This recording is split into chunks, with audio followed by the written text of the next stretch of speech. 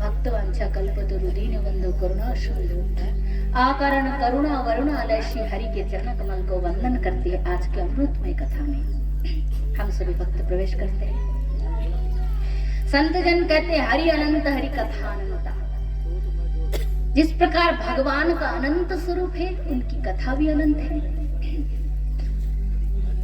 जब जब धरती पर अधर्म का अधर्म फैलता है और धर्म का रक्षक कोई नहीं होता है, तब तब भगवान धरती पर अवतार लेकर धर्म का रक्षा करते हैं, संत जन की रक्षा करते हैं और अपनी अपूर्व लीला करते हैं। जिस लीला को श्रवण कीर्तन करके मनुष्य इस संसार से मुक्ति लाभ करते हैं। बड़े सौभाग्य की बात है, आज की कथा आपके इस गांव में हो रही है। वैसे तो ये तो 3 दिन का सत्संग है, वैसे हमारी भागवत 7 दिन का ही होता है, जिसे साप्ताहिक ज्ञान यज्ञ कहा जाता है। और 3 दिन का, 4 दिन का, 5 दिन का इसे कहते प्रवचन, कथा सत्संग प्रवचन जो भी कहिए। किंतु ज्ञान यज्ञ जो है वो केवल 7 दिन का ही साप्ताहिक ज्ञान यज्ञ। जैसे घर में कोई वृद्ध हो, मर जाए, खत्म हो जाए, अथवा अपमृत्यु हो जाए किसी का, तो भागवत में वर्णन आता है कि कोई भी परिवार में मर जाए, खत्म हो जाए, तो उसके नाम से यदि 7 दिन की भागवत कथा कराया जाए तो उस कथा से उसकी मुक्ति हो जाती है, उसे वैकुंठ धाम की प्राप्ति होती है। तो कलिकाल में 2 ही चीज है इसी युग में, ना यज्ञ है ना तपस्या है, अन्य कोई विधान नहीं। कलिकाल में केवल भगवान की कथा, भागवत कथा और नाम, ये दोनों उपाय से जीव मुक्ति प्राप्त कर सकते हैं। क्योंकि इस संसार में जो हम लोग है ये अल्प क्षण के लिए है। हिंदी सबको समझ में आ रहा है? मैं तो वैसे ही सीधा हिंदी बोलती, इसमें कोई दूसरा लैंग्वेज मिला नहीं, ना ब्रजवासी है ना गुजराती है, सादा हिंदी है। आशा करती हूँ समझ में आएंगे। और जितना मैं चैतन्य चरितामृत के बंगला पद आदि जानती हूँ मैं बताऊंगी, कोशिश करूंगी, क्योंकि मेरी कथा तो हिंदी में ही रहती है। मैंने जो हमारे भैया जी जब फोन किए थे ना भागवत कथा के लिए, तो हमारे बहन ने ही बता दिया कि हमारी दीदी जो कथा हिंदी में ही करती, क्योंकि मैं बंगला में टोटल कथा करती नहीं हूँ। ये आप लोगों को भी मालूम होगा, क्योंकि अभी भी मैंने 1 महीना हुआ उमरकोट में 7 दिन की भागवत की राधा कृष्ण मंदिर में। तो ध्यान देके सुनिएगा, बिल्कुल समझ में आएगा। और बंगला भी थोड़ा थोड़ा बोलूंगी, जो है श्लोक चैतन्य चरितामृत का पद बोलूंगी, और वो अपने अपने हिसाब से आएगा तब बोलते जाएंगे, उसके लिए चिंता नहीं। भक्ति है तो सब समझ में आएगा, भक्ति नहीं तो फिर लोगों क्या बंगला सुन के वो ये 7-3 दिन में भगवान को पा जाएंगे क्या? लोग ऐसे करते हैं बहुत कुछ, बाकी ऐसा कुछ नहीं। भाव हो ना तो सब कुछ समझ में आ जाता है। और बिना भाव के वो बंगला क्या, बंगला पीस के बांट के भी उसको घुसा दो ना दिमाग में, तो भी उसका कुछ नहीं होने वाला। वही संसार संसारी मन में बैठा रहेगा। देखिए सूरदास जी स्कूल में पढ़ाई नहीं किए, कबीरदास ABC और आप कुछ भी पढ़ाई नहीं की, किंतु कबीरदास जी के पद को आजकल के जमाने में, आज के डेट में कबीरदास जी की किताबों को काशी में पढ़ाया जाता है। PhD होते हैं उनकी किताबों से, किताबों को पढ़ाया जाता है, PhD करते हैं लोग उनकी कविताओं से। तो जरूरी नहीं है कि स्कूल पढ़ाई किया तो सब समझ में आ जाएगा। अरे भगवान की कृपा ऐसी है कि वो मूर्ख को भी ज्ञानी बना देता है भगवान। अगर किसी पर भगवान कृपा कर दे तो अंधे को भी आग देता है, मूर्ख को भी ज्ञानी बना देता है, लंगड़ा भी पहाड़ चढ़ लेता है। बोलो राधे। यही भगवान की कृपा है।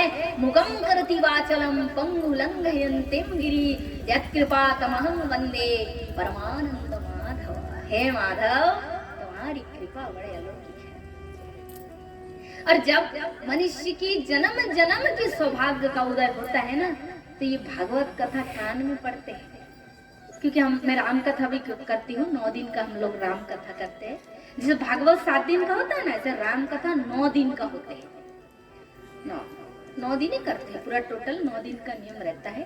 तो रामायण में लिखा है कि जैसे देखो ये जो पेड़ पौधा है ना, हमारे घर में जो नारियल का पेड़ दिखाई दे रहा है, आम का पेड़, आप लोग देखोगे पेड़ों में पक्षियां घोंसला बनाकर पक्षी रहते हैं, वास करते हैं, है ना। यदि आप पक्षी को देखोगे और उस पेड़ पे लाठी मार दोगे कि एक पत्थर मार दोगे, तो पक्षी क्या करेंगे? उड़ जाएंगे, डर के मारे उड़ जाएंगे। तो उसी प्रकार श्री संत जन सुखदेव मुनि कहते हैं, तुलसीदास महाराज कहते हैं, हमारे शरीर में भी जन्म जन्म का पाप बैठा है, पाप बैठा रहता है, किंतु उसे हमको वो दिखा नहीं जाता है, मालूम नहीं पड़ेगा। पाप सूक्ष्म वस्तु है, भारी वस्तु थोड़ी ना। 5 कुंटल की पता चल गया है, 5 कुंटल का बोझ है मेरे सिर पे। पाप सूक्ष्म होता है, वो दिखाई नहीं देता है। क्योंकि देखो हम लोग रास्ते से जाते हैं, पैर के नीचे, हमारे चरणों के नीचे कितने कीड़े माकड़ दब के मर जाता है, ये भी पाप। कितने पेड़ों को हम मार देते हैं, ये भी पाप है। दिन में कितने असत्य बोलते हैं, ये भी पाप है। झूठ बोलते हैं, सब पाप। और ये तो छोटा मोटा पाप है, जानबूझ के लोग मर्डर कर रहे, चोरी कर रहे, डकैत कर रहे, लोगों को ठगा रहे, ये सब बड़ा बड़ा पाप जन्म जन्म माया के अधीन होकर कर रहे। और पाप करने के बाद भी उनको शोक नहीं, पश्चाताप नहीं, कुछ भी नहीं।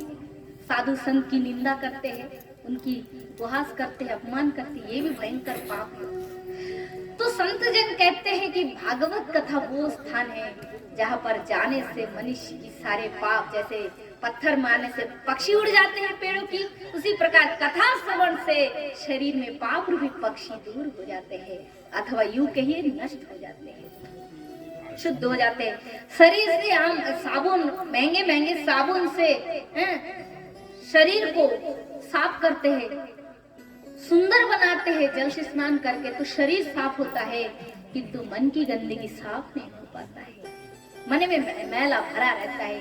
किंतु हे प्यारे भक्तजन, ये भगवान की कथा तो मनुष्य की मन का मैल को धो देते हैं, मन को शुद्ध बना देते हैं। और भगवान ये नहीं देखेंगे कि तुम्हारा जात क्या है, जाति पात कुल धर्म बड़ाई, धन बल परिजन गुह चतुराई, भगति है नर सुहाई कैसा, बिन जल बारिज देखिए जैसा। राम भगवान कहते हैं जैसे आकाश में मेघ है, किंतु उसमें जल नहीं। कुछ मेघ देखोगे बिल्कुल जल नहीं होता है, खाली गर्जन करता है। किसान के लिए कोई काम की वस्तु है? कोई काम की वस्तु नहीं। तो मेघ जल नहीं, खाली सुंदर दिखाई दे रहे, सजावट। जिस प्रकार एक नारी, एक मनुष्य सुंदर दिखाई दे रहे, एक नारी सोचिए, उसका जो रंग गोरा है, सुंदर दिखाई दे रहे, परंतु शरीर सुंदर होने से क्या होगा? उसके मन में, उसके शरीर में उसका यदि प्राण ही ना हो तो शरीर कोई काम की वस्तु नहीं है। तो उसी प्रकार राम भगवान कहते हैं, भक्ति बिना मनुष्य का जीवन ही निरर्थक है। भगवान ये नहीं देखते कि तुम्हारे पास कितना पैसा है या नहीं, तुम धनी हो या गरीब हो, तुम उच्च जात के हो, उच्च कुल के है या नीच कुल के हो, तुम गोरा हो कि काला हो, भगवान ये नहीं देखेंगे। तुम्हारा मन कितना साफ है, भगवान यही देखेंगे। मन की शुद्धि, भगवान को पाने के लिए मन का शुद्ध होना आवश्यक है। हमारे मन में क्या रहता है? काम ऐसा क्रोध, श्रीमद् भगवत गीता, काम ऐसा क्रोध ऐसा रजोगुण समुद्भव, महाशन महापाप नविंधेन वैर्या। मनुष्य के मन में हिंसा, घृणा, काम, क्रोध, लोभ, ये सब बड़े बड़े शत्रु बैठा रहता है। मनुष्य इनको जगा देता है, तो कहते हैं हम लोग खुशी मनाते हैं, मैं तो बहुत क्रोधी हूँ, आनंद करते हैं, मैं तो बहुत क्रोधी हूँ। अरे क्रोध तो तुम्हारा परम शत्रु है, तुमने उसको और जगा देकर रख दिया। और कहते हैं अरे मैं तो पनीर बहुत अच्छा खाता हूँ, पनीर की सब्जी में तो मेरा जान बसे, रसगुल्ला तो बहुत अच्छा खाता हूँ मैं। लोग को हमने जगा दे बैठा है, काम को जगा दे बैठे हैं। हम कहते ये नहीं होगा तो नहीं चलेगा मेरा, मुझे ये वस्तु चाहिए, वो चाहिए। तो ये काम, क्रोध, लोभ सब हमारे जो परम शत्रु हैं, उनको हमने मित्र मानकर बिठा लिया।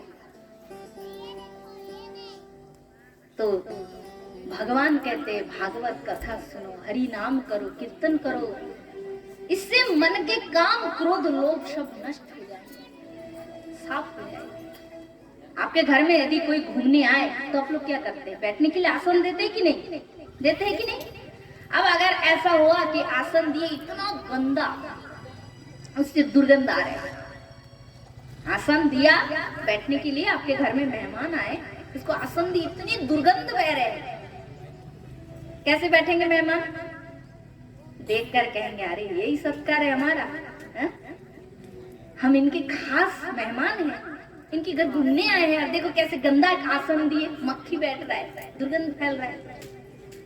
तो उसी प्रकार जीव जब भागवत में बैठते हैं, भगवान की कथा में बैठते हैं, नाम में बैठते हैं जीव, तो भगवान को बुलाते हैं, तो भगवान भी दौड़ के आते हैं, किंतु भगवान देखते हैं कि उसका हृदय मंदिर कितना गंदा है, जन्म जन्म की तमाम पाप उसने बैठा के रखा है, धन संपत्ति, अभिमान, अहंकार, परिजनों के प्रति ममता, पड़ोसी के प्रति घृणा, देश, हिंसा, सारे तमाम गंदे वस्तु को हृदय में उसने बैठा रखा है।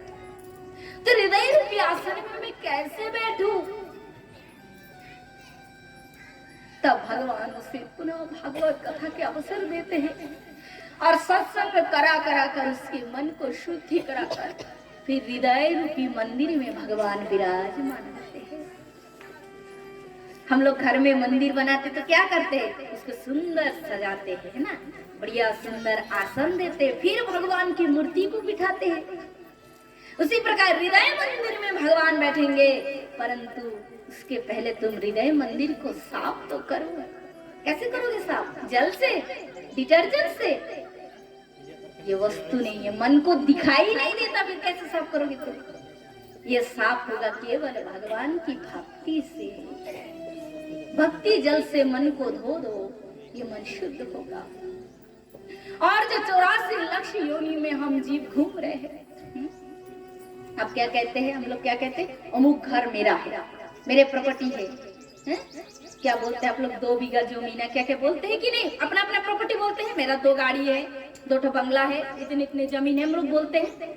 किंतु ये सोचिए, एक बार के लिए सोचिए, ये जो जमीन जायदाद है कितने समय के लिए है?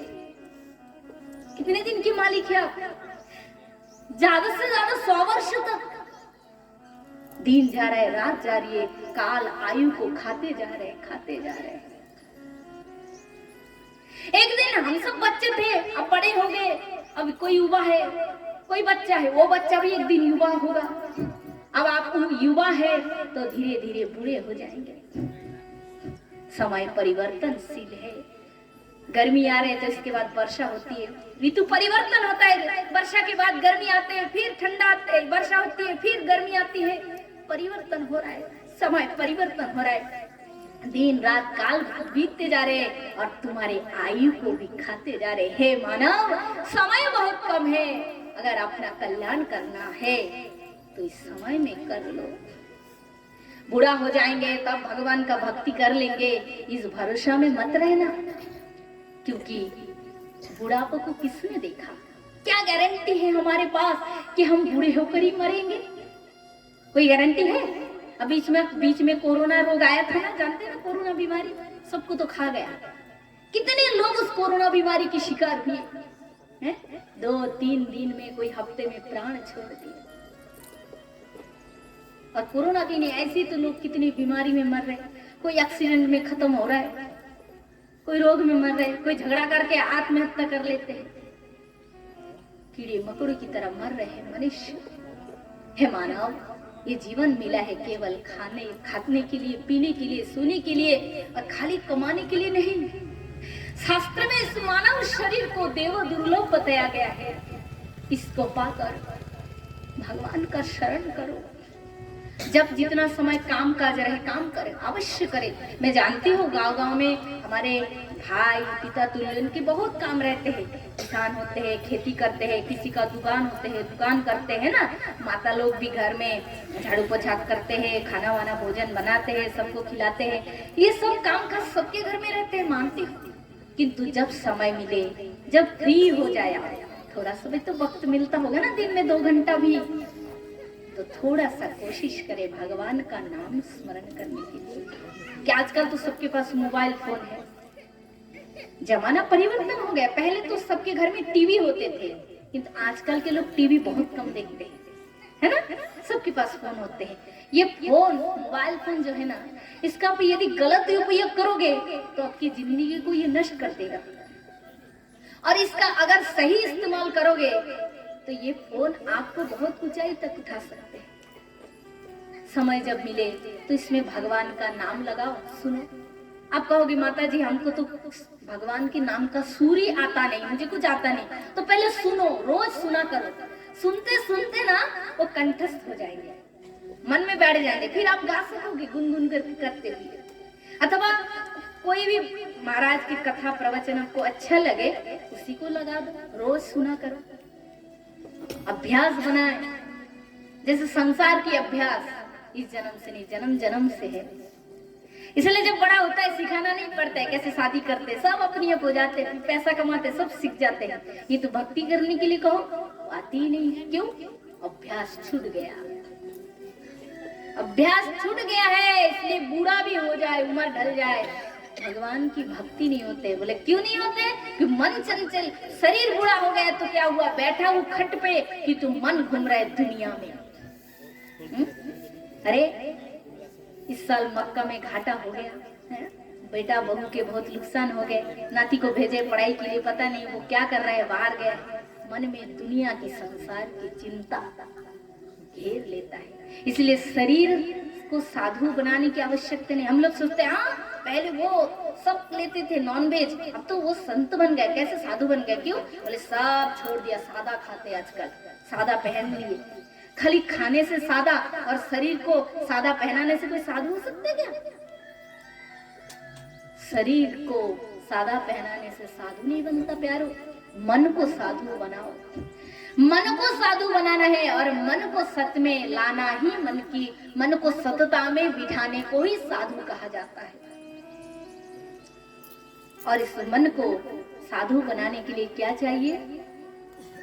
हर पल हर परिस्थिति में, कर्म में हो, काम में हो, काज में हो, भगवान का स्मरण करे, किसी जीव से हिंसा ना करे, किसी की निंदा ना करे। जहाँ असत संग हो, लोगों की निंदा हो, उससे दूर रहे। क्या लाभ? आपको निंदा करने से क्या भगवान आपको महीने महीने में पैसा देते हैं? महीने में 20,000 आपके खाते में छोड़ते हैं क्या भगवान? किस ड्यूटी में रखे आपको कि तू बैठे बैठे निंदा कर, महीने महीने में तेरे खाते में पैसा छोड़ दूंगा? अरे नहीं, जिसने कर्म खराब किया उसी का फल उससे मिलेगा। हमको क्या, आपको क्या? कोई बुराई कर उसी को हम लोग बड़े प्रेम से गाते हैं, कोई अच्छा कर्म करते हैं उसी को कब कहते हैं क्या? माता पिता ने हमारे लिए बचपन में क्या कुछ नहीं किए, कितने परिश्रम करके पिता ने अपने कंधे पे बिठा के हमें बड़ा किया। माँ ने कितने परिश्रम करके हमें अपने शरीर के रक्त को स्तन में बहाकर हमको पिलाकर बड़ा की। कभी हमने सोचे? ये सब क्या गाते हैं अपने मित्रों में, समाज में कहते हैं कि हमारे माँ बाप ने हमारे लिए क्या किया। किसी की अच्छाई गुणगान हम लोग कदापि समाज में नहीं गाते हैं, मनी मन भी नहीं गाते, पर थोड़ा सी गलती हो, थोड़ी सी बुराई हो, उसी को बड़ा बना के गाते और तालियां बजा के हंसते हैं। यही तो हमारी गलती है। इसीलिए तुलसीदास जी महाराज ने कहा, कबीरदास जी ने करे, कबीर महाराज ने कहा, जो करोगे उसी का फल तुम्हें मिलेगा, जैसा करोगे वैसा ही भरोगे, वैसा मिलेगा फल। बोया पेड़ बबूल का आम कैसे हो? तुम जैसा कर रहे हो अपनी माता पिता के संग। समाज में आजकल ये सब चीज ज्यादा हो रहा है। हम लोग डायरेक्ट भगवान की भक्ति में पहुंचते, अरे माता पिता की सेवा नहीं की, ABCD पढ़ा नहीं, इंग्लिश बोलने जा रहे हैं, कैसे संभव है? पहले ABCD तो पढ़ लो, फिर इंग्लिश बोलना। भगवान की भक्ति करोगे, भगवान ने तो सिखाया, प्रथम है माता पिता, समाज सेवा, परिवार से अच्छा व्यवहार रखो, समाज से अच्छा व्यवहार रखो।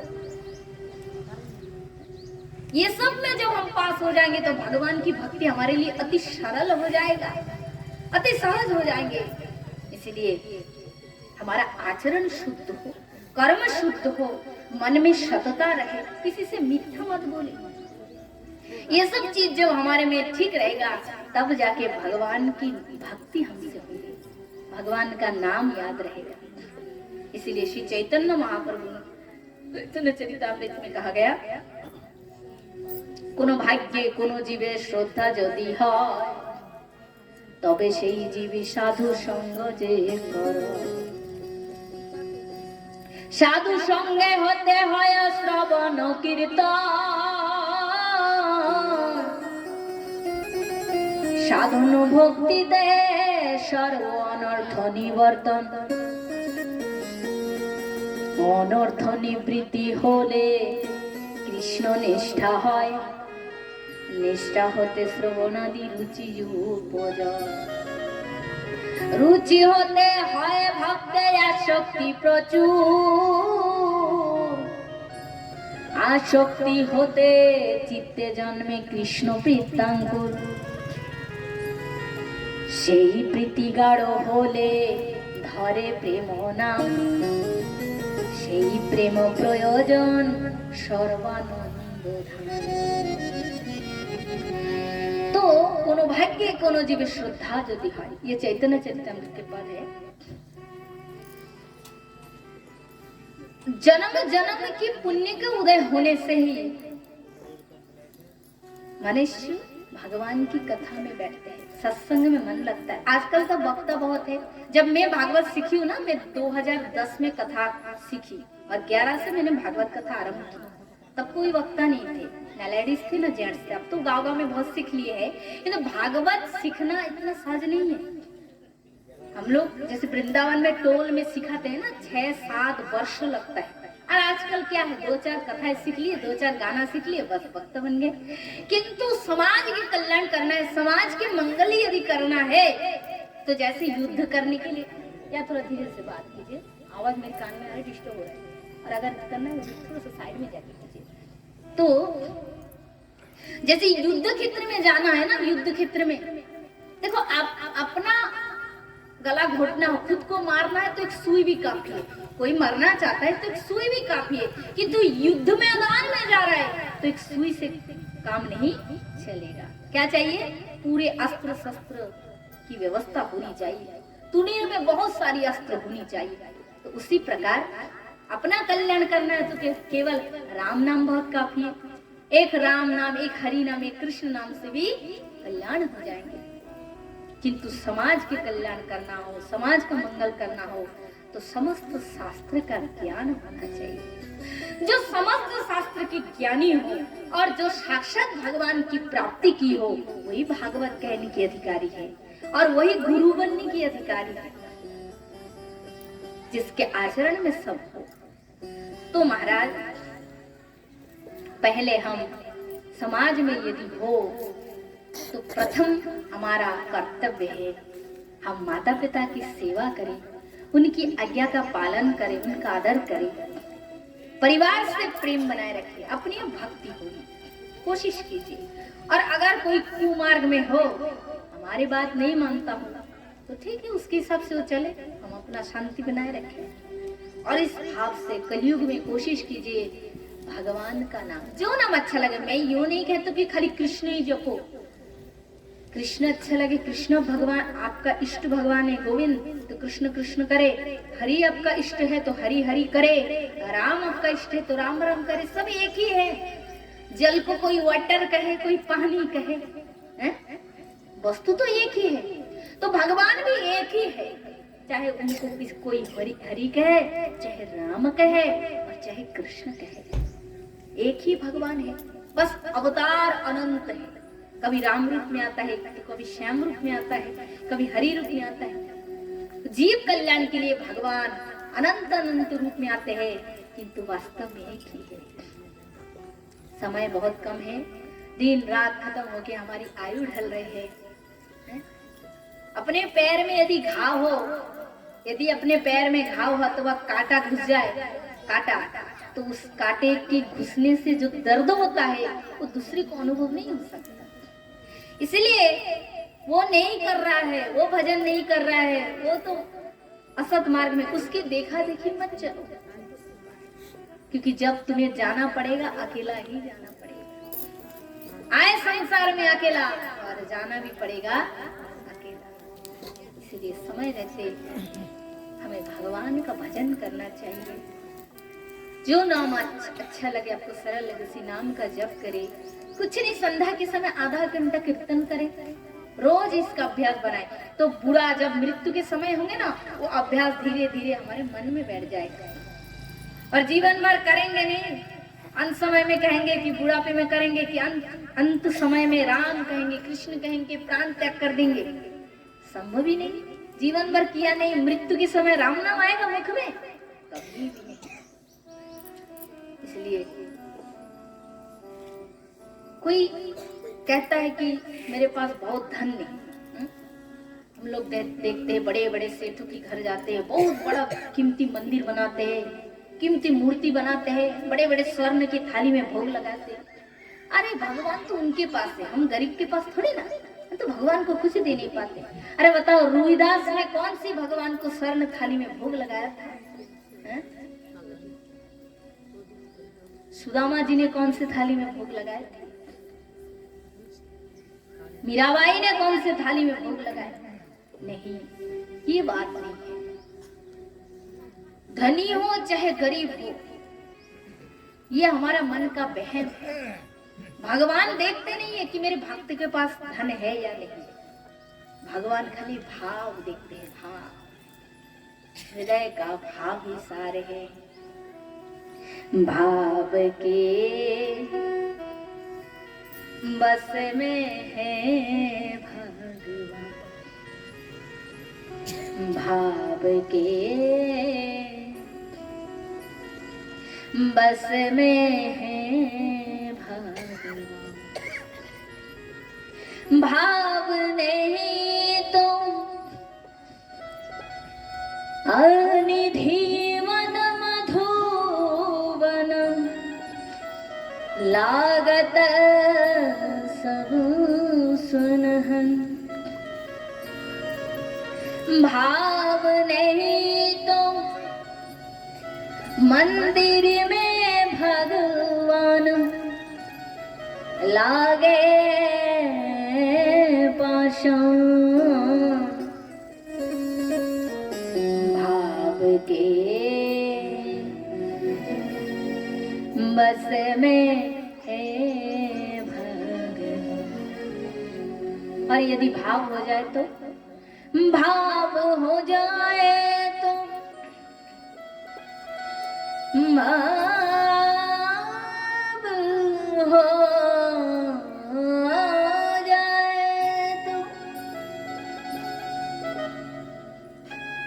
भाव हो जाए तो पत्थर से निकले भगवान, भाव के बस में है भगवान। तो केवल भाव ही सारे। आइए एक सुंदर भजन उसको हम लोग गाते हैं।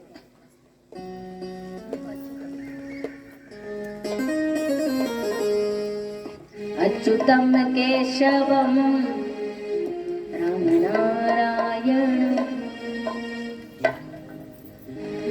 अच्युतम केशवम दामोदरम, अच्युतम केशवम कृष्ण दामोदरम, राम नारायणम जानकी वल्लभम, राम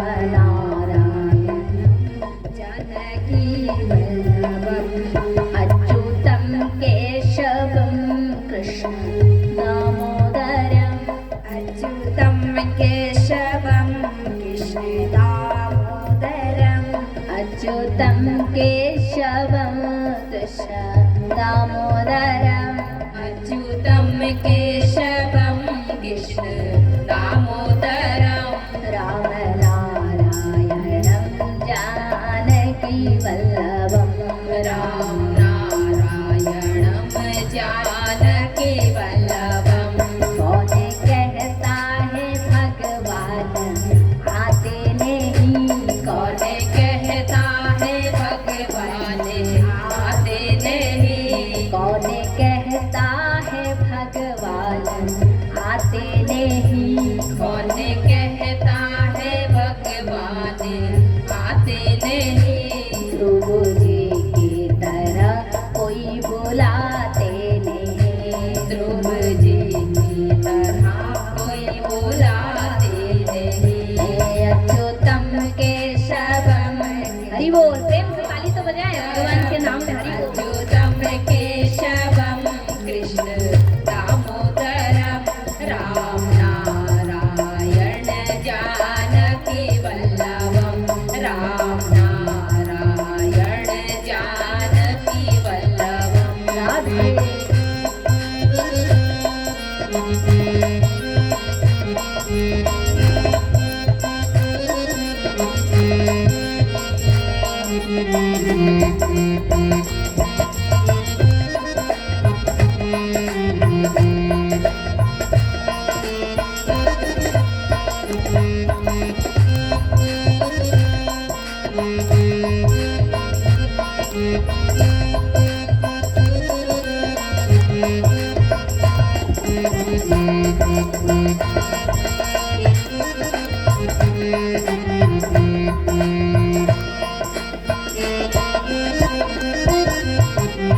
कौन कहता है भगवान खाते नहीं, कौन कहता है भगवान खाते नहीं।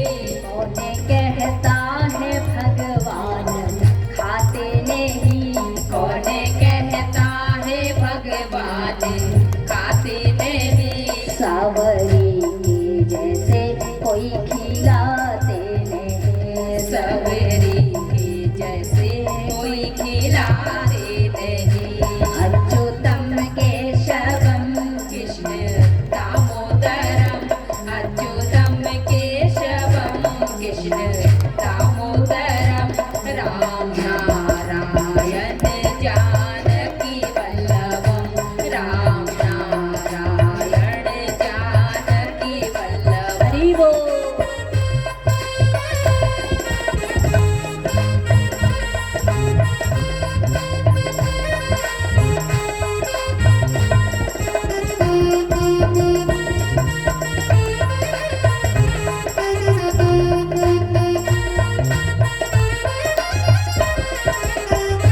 कौन कहता है भगवान नाचते नहीं, कौन कहता है भगवान नाचते नहीं। कौन कहता है भगवान नाचते नहीं, कौन कहता है भगवान नाचते नहीं। गोपियों की तरह कोई नचाते नहीं, गोपियों की तरह कोई नचाते नहीं। अच्युतम केशवम हरि बोल, हरि बोल। दामोदरम अच्युतम केशवम कृष्ण दामोदरम राम नारायण जानकी वल्लभम राम नारायण जानकी वल्लभम राम नारायण जानकी वल्लभम राम नारायण जानके वल्लभम। बोलिए भक्त वत्सल भगवान।